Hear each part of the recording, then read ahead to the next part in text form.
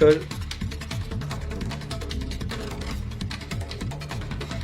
আমি রামকৃষ্ণ কয়াল, পেশায় একজন কলকাতা পুলিশ কর্মী।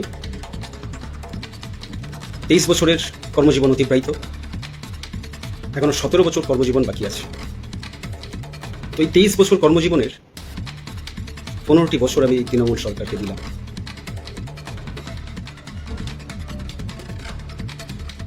এই 15 বছরে আমি দেখলাম কিভাবে ডিপার্টমেন্টের ইসলামীকরণ হচ্ছে। আমি 15 বছরে দেখলাম কিভাবে প্রশাসনিকভাবে হিন্দুকে, বাঙালিকে মুসলিম হওয়ার জন্য উৎসাহিত করা হচ্ছে।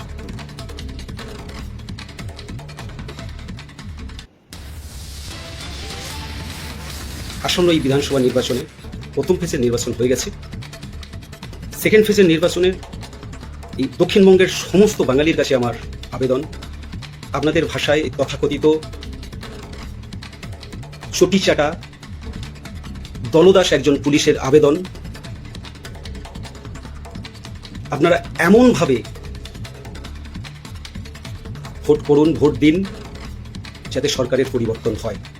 হ্যাঁ, আমি একজন দলদাস চটিচাটা পুলিশ ওই কথাটা বলছি, কারণ আমি দেখেছি কি দ্রুততার সাথে